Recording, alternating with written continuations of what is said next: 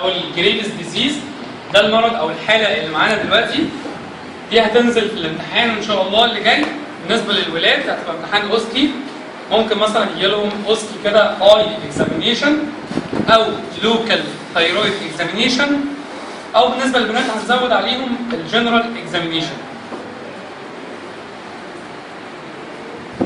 طيب بالنسبه لموضوع الجنرال اكزامينيشن، ده الجنرال اكزامينيشن بتاعنا العادي جدا اللي احنا هنقول ايه؟ البيشنت الافريج جنرال كونديشن، افريج منتاليتي، البيلت بتاعه غالبا الثايروتوكسيكوزس هيبقى اندر بيلت. ليه؟ لان عارفين الثايروتوكسيكوزس عنده لوس اوف ويت حتى ان سبايت اوف انكريس الابيتايت. طيب والديكيوميتس بتاعته ممكن يبقى اورثوجنيك. ممكن يبقى اورثوجنيك ليه؟ لان الثايروتوكسيكوزس بتعمل حاجه اسمها هاي كاردياك اوتبوت فيلير، على المدى البعيد بتعمل هارت فيلير ويبقى البيشنت اورثوجنيك. وبعدين نكمل الديباجه بتاعتنا، يعني نتكلم على الفيتال ساين. البلس هيبقى اخباره ايه؟ هو الثايروكسين بيزود السنسيتيفيتي بتاعه الهارت لكاتيكولامينز، يعني هيبقى عنده تاكيكارديا، والتاكيكارديا ممكن تقلب باريثميا، واشهر اريثميا ممكن تكون اي اف او سوبرافنتريكولار تاكيكارديا. طيب البلس بيبقى فيه كاركتر ليه بيبقى ووتر هامر بلس. هنقول تاني حاجه البلاد بريشر، وهنفسر الووتر هامر بلس. بالنسبه للبلاد بريشر هيبقى في وايد بلس بريشر. ليه؟ احنا قلنا السيستوليك بلاد بريشر بيعتمد على ايه؟ على الهارت ريت، وقلنا الهارت ريت هيعمل ايه؟ هيزيد. يبقى الهارت ريت لما يزيد السيستوليك بلاد بريشر يزيد. الدايستوليك بلاد بريشر ساعات الثايروكسين بيعمل شويه فازو دايليتيشن، ساعات بيقل شويه. المهم هيحصل وايد بالس بريشر، فهيظهر في البلس على صوره ايه؟ ووتر هامر بلس. يبقى هنا كده قلنا البلس تاكيكارديا، ممكن اريزميا زي الاي اف والسوبرا فنتريكولار تاكيكارديا، ممكن البلاد بريشر يبقى فيه وايد بالس بريشر وهيعمل لي ووتر هامر بلس. طب بالنسبه للتمبريتشر، التمبريتشر بتاعت العيان ده عنده على طول هيت برودكشن عالي، بس ربنا بيحمينا على طول. لو في هيت برودكشن عالي يبقى الهيت لوس بتاعنا ايه؟ عالي. في حاله بيبقى فيها الثايروتوكسيك كرايسيس، لما الهيت برودكشن بيأوفر الهيت لوس بيحصل هايبرثيرميا وحرارته تزيد، وممكن يدخل في حاجه اسمها ثايروتوكسيك كرايسيس. يعني هنا فيتالنا العيان، قلنا البلس، قلنا البلاد بريشر، قلنا التمبريتشر. طيب هنكمل بقى الفيس اكزامينيشن. هنقول الفيس اكزامينيشن بتاعنا العادي، يعني نورمال هير لاين، نو لوس اوف اوتر 1/3 اوف ايبراو، ضافنس في الايليد، وبايلر وجوندس وساينوزس، الحاجات العاديه بتاعتنا. بس الاي دي لازم هنقول فيها كلام، يعني هنكمل بقيه الجنرال ونخلي الاي ستيشن لوحدها. بعد كده النيك اكزامينيشن، دلوقتي انا بعمل جنرال. نيك اكزامينيشن هتكون لوكال اكزامينيشن، دي لوكال اكزامينيشن بتاعتنا. ابر ليمب اكزامينيشن مهم قوي، سؤال اسمه هاند اكزامينيشن. هاند اكزامينيشن في حاله الثايروتوكسيكوزس، عشان نقول الحاجات اللي فيه هنعملهم في سكيما. انا اول ما ادخل على البيشنت اسلم عليه هشوف حاجتين، ممكن اشوف ايه؟ وورمز او سويتنج. يعني يا اما اشوف السويتنج والورمز، اسلم عليه حاجتين، ابص في ايديه، ابص في البال حاجتين، ممكن اشوف بالون لو بياخد انتي هيرو دراج لفتره طويله يجيله بومر ديبريشن، او بالمر اريثميا. طيب ابص في ظهر ايديه، ممكن اشوف حاجتين، ممكن اشوف سبكياس نديول او نيل تشينجز. نيل تشينجز زي ايه؟ زي كلابينج، زي الفيشرينج، زي حاجه اسمها البلامرز نيل. طيب بعد كده يعني سلمت عليه حاجتين، بصيت في البالم حاجتين، بصيت في الدورسم حاجتين، بعد كده بقول باي باي الهاند اللي هي الفاين ريموت. سؤال مهم جدا، هاند اكزامينيشن سلمت عليه حاجتين ايه هما؟ بصيت في البالم حاجتين ايه هما؟ ظهر ايديه حاجتين، سبكياس نديول ونيل تشينجز. بعد كده باي باي الهاند، خلصت الهاند اللي هي الايه؟ فاين ريموت. لور ليمب، بعمل في اللور ليمب برضه. اللور ليمب اشوف اللور ليمب اديما وفاريكوزتي، بريفرال بولسيشن، بلس في حاجه اسمها بري تيبيال ميكسيديما، مهم قوي. طيب في الابدومين برضه انا عندي اللوكال هو النيك، واي حاجه ثانيه تعتبر جنرال. يعني ابدومينال اكزامينيشن ممكن نلاقي فيها ايه؟ في عيان جريفز ديزيز يعني هو اوتو اميون ديزيز ممكن نلاقي عنده ايه؟ هو ايه اللي في البطن اصلا؟ ايه اللي في البطن اللي في كل حالات القلب؟ يبقى هنلاقي ايه؟ هيباتوسبليوميجالي as a part of autoimmune disease. تمام؟ كده جنرال اكزامينيشن عملنا افريج جنرال كونديشن، افريج منتاليتي، افريج بيلد او اندر بيلد، والديكيوبيتس ممكن يبقى اورثوبيك. فايتال ساين قلنا بالس، قلنا تاكيكارديا واريزميا وتراما بالس، بلاد بريشر، في وايت بالس بريشر، قلنا تمبريتشر ممكن تزيد في حالات الثايروتوكسيك كرايسيس. عملنا فيتالنا البيشنت، قلنا فيس اكزامينيشن، نيك اكزامينيشن، قلنا upper limb examination، lower limb examination، abdominal examination. كده خلصنا الجنرال اكزامينيشن، بقينا بس نعمل ستريس على الاي مانيفستيشن. وركزوا عشان الاي دي حاجه مهمه جدا. اي اكزامينيشن عندنا 6 ساين مهمين، في اذر ساين بس دول اهم 6 ساين. قلنا بنعرفهم ازاي؟ قلنا 3 ساين بالانسبكشن و3 بنعمل حركات. يعني 3 بنشوفهم، يعني 3 حركات و3 حاجات. 3 حاجات بنشوفهم و3 حركات بنعملهم. ايه ال3 حاجات اللي بنشوفهم؟ الاكزوفثالموس، الدال ريمبل ساين، والستالداك ساين. اول حاجه الاكزوفثالموس. يعني ايه اكزوفثالموس؟ يعني protrusion of eye ball due to retroorbital deposition. دي ماتيريال، ماشي؟ في ماتيريال اكزوفثالموس producing factor يحصل لها ديبوزيشن ورا العين، بتزق العين لقدام. طيب الاكزوفثالموس ده في منه نوع ترو ونوع فولس. انا اعرف ازاي ترو اكزوفثالموس؟ هاو تو ديتكت ترو اكزوفثالموس؟ نعمل 3 حاجات: بصه من ورا العيان، وبصه من الجنب، وبالمسطره. حتى بنقولها ازاي؟ من ورا وبالجنب وبالمسطره. اول ساين عندنا اسمها ايه؟ اكزوفثالموس. نعرفها ازاي؟ من ورا وبالجنب وبالمسطره. طيب نبدا الاول من ورا البيشنت. عندي القاعده طول العين عليها حارس، العظمتين تقريبا بسوا بعض. فانا نورمال لو مشيت اللايت فيجن، مشيت الفيجن بتاعي هورزنتال كده للفرونتال بون، نورمال اشوف ايه؟ المجزله. طب افرض لقيت العين في النص، يبقى حصل ايه؟ حصل اكزوفثالموس. زي ايه كده؟ باجي ورا البيشنت وبعدين وقف.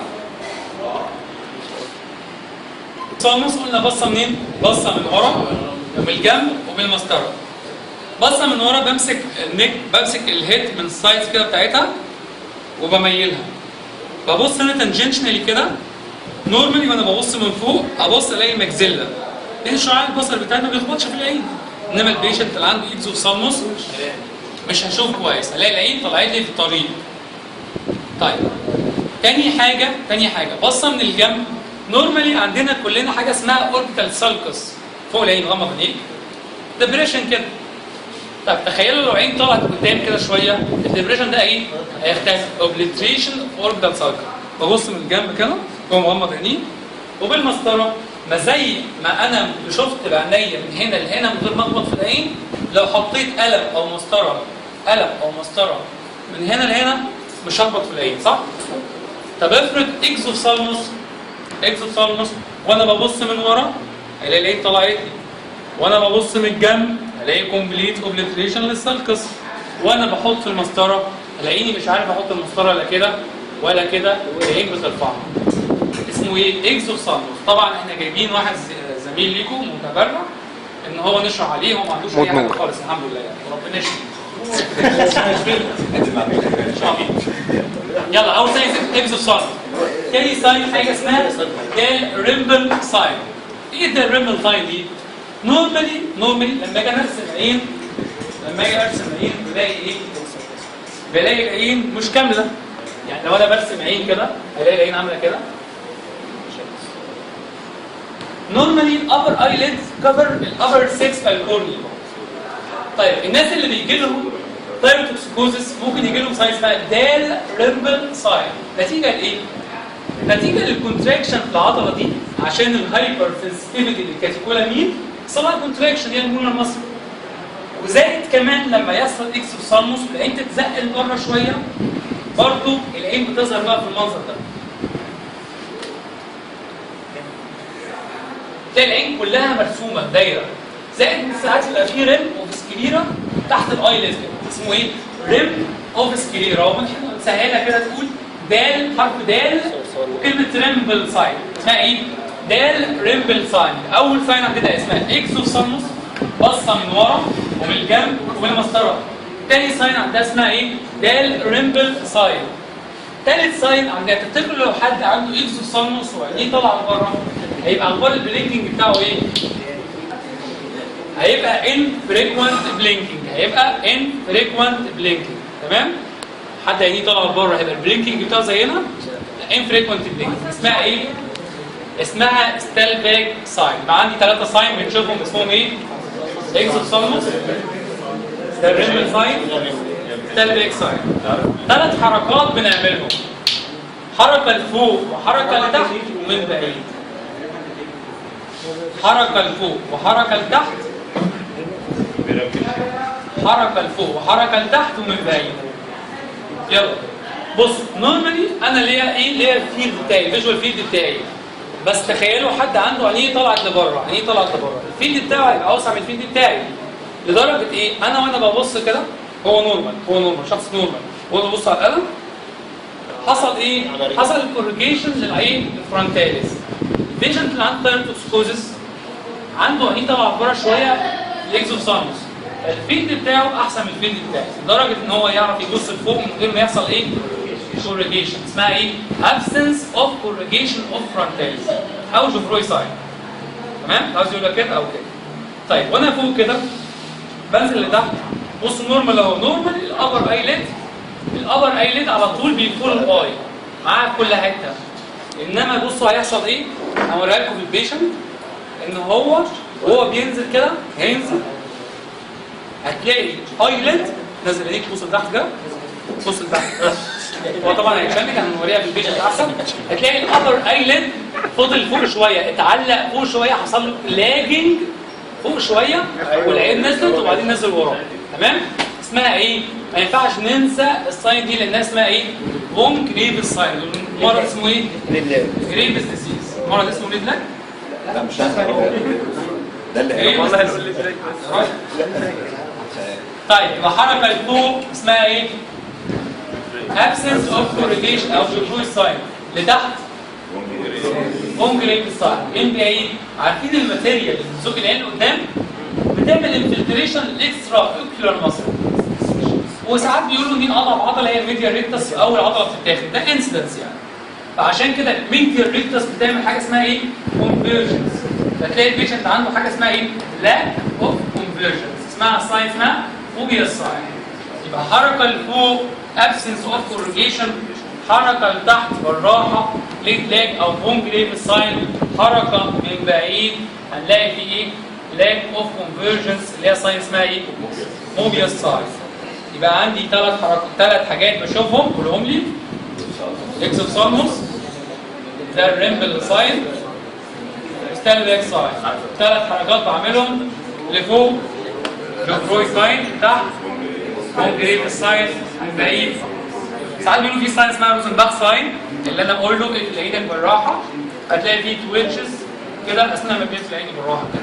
في ساينز كتير، يعني في ساين اسمها توبليسكي ساين. الكلام ده ايه؟ اهم 6 ساين اللي قلتهم. خلاص؟ ده شكل البيشنت بتاعنا بعد طيب لا السلام عليكم. لوكال ثايرويد اكزامينيشن. ده حد تاني يجي لوكال بقى؟ انت خش يا عم. خش يا ابني، تعالى يا عم.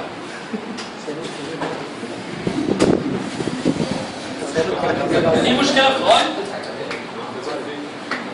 لوكال ثايرويد اكزامينيشن عباره عن انسبكشن وبالفيشن وبركشن واوسكالتيشن، ونبدا بالحاجات السهله عشان نخلص منها ونخلي الحاجات المهمه.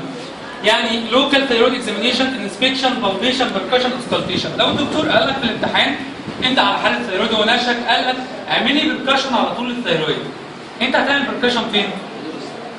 فين؟ على الابر ثيرد بتاع الترنم، علشان هو النورمال يبقى ايه؟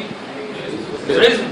طب افرض لقيت دارنس في حالات ايه؟ في حالات حاجه اسمها ريترو ستيرنال اكستنشن السويلنج او الكويتر يبقى كبير، مفيش مكان يكبر فيه في الرقبه، خصوصا في الناس اللي رقبتهم قصيره، فينزل تحت ريترو ستيرنم يعمل دالنس. مش سبيسيفيك، في حاجات ثانيه ماس زي مثلا في ثايموما، في ليمفادينوباثي مش سبيسيفيك. تمام؟ بس لو حد فيه ثايرويد يعني فيه ثايرويد سويلنج كبير وليه دالنس يعني بيمشيه اكتر في ناحيه ايه؟ ريترو ستيرنال اكستنشن. ده بالكشف. الدكتور ساب كل حاجه وقال لك اسمع لي او اسكالتيت الثايرويد، وده سؤال مشهور جدا. هنحط السماعه على الابر لاترال بوردر بتاع الثايرويد اللي هي عند ايه؟ تقريبا ثايرويد كارتليج هنا كده. طيب الفاسكولاريتي بتاعتنا بتبقى زايده في حالات الثيروتوكسيكوزيس.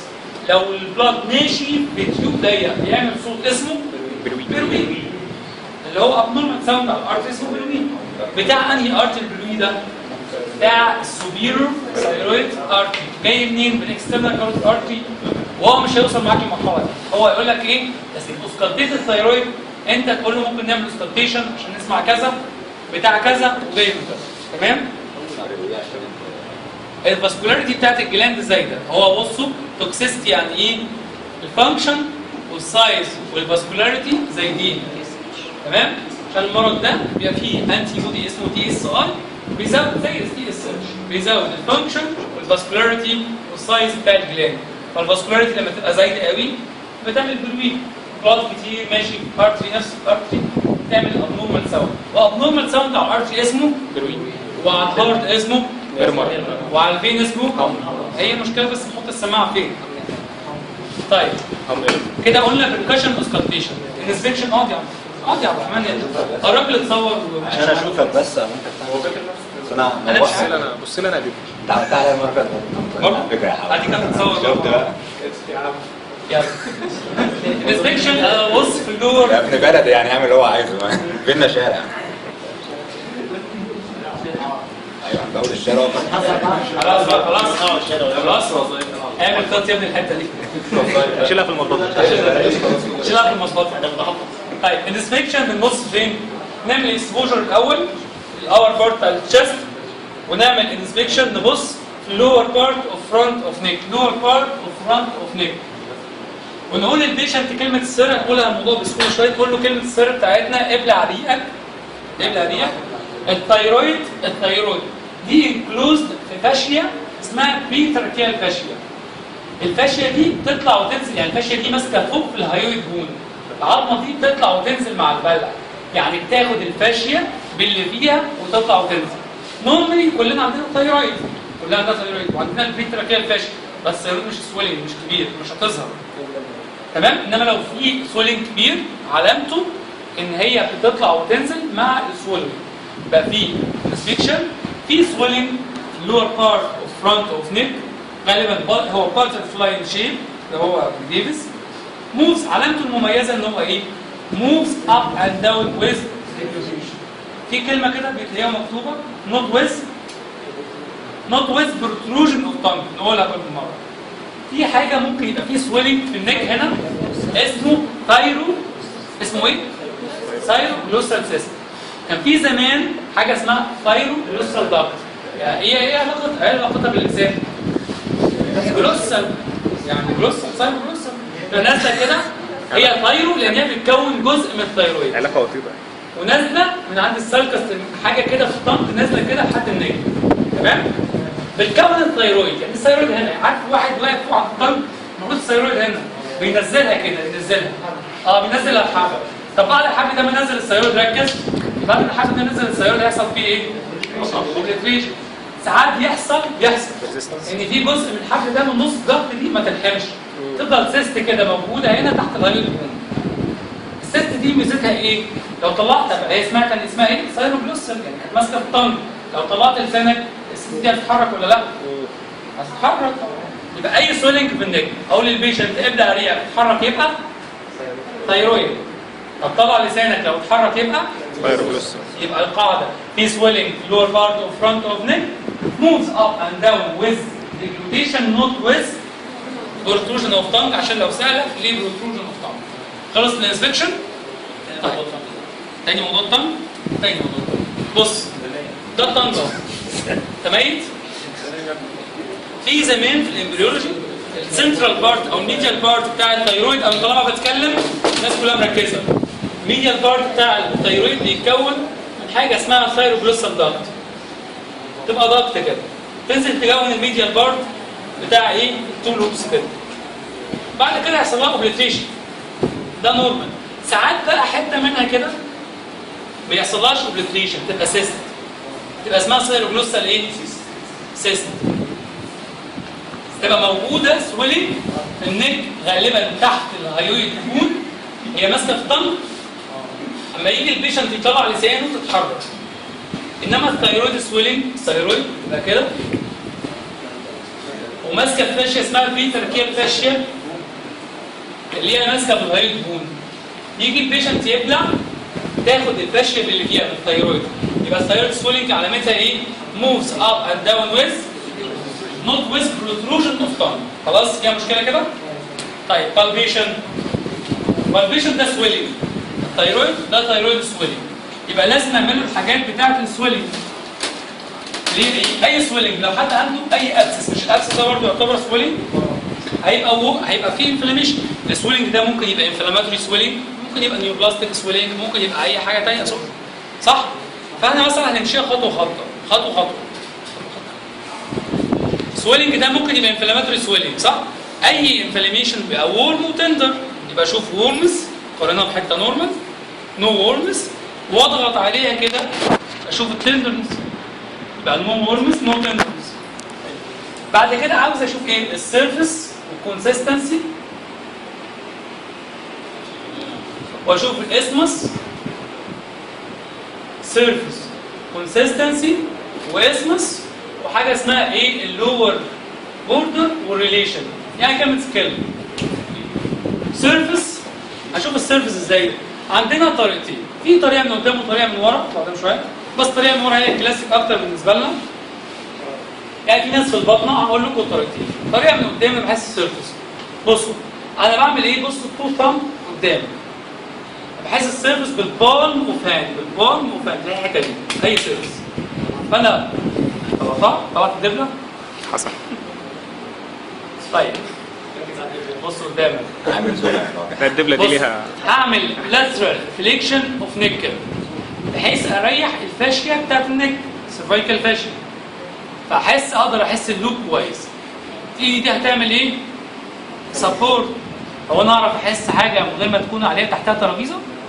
لازم احط ايدي اكنها ترابيزه. سبورت، دي هتبقى سبورت ودي هتحس السيرفس. السيرفس بتحس بحركه دورانيه بالبالم اوف هاند. بصوا ده مش هشوف سموث ولا نوديولار، سموث سيرفس. هيجي الناحيه الثانيه دي سموث، دي هتعمل ايه؟ سبورت، دي هتحس سموث سيرفس. بعد كده الكونسستنسي، اي جلاندولار تيشو بيبقى فيرم انكونسستنسي، بس بالكونسستنسي بمسكها زي بمسك الجلاند لو السويلنج كبير بمسكه واحركه بين صوابعي كده، فيرم انكونسستنسي. طيب الاسمس بتاعنا بثبت راسه. بصوا طول ما انا شغال بايد واحده لازم اثبت راسه، اعمل لها سنتراليزيشن. اسمس اجي تحت تقريبا تحت الثيرويد كارتلج، ابلع ريقك اشوف في اسمه للسويلنج ولا لا. اسمس ده البارت اللي كونكت التو لوبس ببعضهم، فانا اشوف السويلنج ده في الاسمس ولا لا، موجود في الاسمس ولا لا. مفيش نوع اسمه للسويلنج. طيب لور بوردر، ايه اللور بوردر؟ اللور بوردر ده بحاجتين، يجيبوا بالانسبكشن في الاول. فاكرين لما كان بيبلع هلاقي الجلاند كلها طلعت لفوق حتى اخر حته فيها شايفها، ده اللور بوردر بالانسبكشن. بالبيشن هروح اقول له خدنا ابلع ريقك، ابلع ريقك، واحط شايفين صباعين دول تو اندكس، شايفين ابلع ريقك، واحاول احط تو اندكس تحت اللور بوردر. لو ما عرفتش هتبقى زي حالات الريترو اكسترنال اكستنشن. يعني اللور بوردر اجيبه حاجتين، يا انسبكشن يا بالبيشن. الانسبكشن هو بيبلع ريقه الاقيها كلها طلعت لفوق، بالبيشن احط الاندكس عشان اجيب اللور بوردر بتاعي. يبقى انا جبت ايه دلوقتي؟ وورمز تندرز، بعد كده سيرفيس كونسستنسي اسمس لور بوردر. طب انا عاوز اعرف ايه دلوقتي؟ عاوز اعرف ريليشن تو surrounding structures. ايه surrounding structure؟ يا surrounding structure عندنا ايه؟ اشهر 3 حاجات يعني ارتري وليمف نود وتراكيه صح؟ ارتري اشوف الكاروتيد بالسيشن لان ممكن الثيرويد لما تكبر تضغط على الكاروتيد ارتري تقفل الكاروتيد بالسيشن. طب اشوف الليمف نودز ابر ولور ديب سيرفايكال ليمف نود، اشوف التراكيه سنترلايزد ولا لا لان هي ممكن توديها يمين او شمال. تمام؟ باقي شويه حاجات برضه سكين ومصل دول مش مهمين يعني ريليشن سكين ومصل. يبقى كده انسبكشن عملت اكسبوجر وبصيت وقلت البيشنت ابلع رياكت. ايه في سويلنج في اللور بارت اوف فرونت اوف نيك moves up and down with deglutition not with protrusion of tongue. عملت البالبيشن or with tenderness surface consistency isthmus ولور بوردر. عملت السراوندنج ده بالبيشن. بركشن قلنا نعمل بركشن دايركت على الابر بارت بتاع الاسترنم. اوسكالتيشن قلنا نحط السماعه كده على اللاترال بارت بتاع الجلاند عشان نسمع البلوي بتاع انهي ارتري؟ السوبيريور ثايرويد الارتري اللي جاي منين؟ اول برانش من اكسنال يلا كارديو. شكرا. ممكن توصل عدى الاستخدام بتاع دبلة. لا خلاص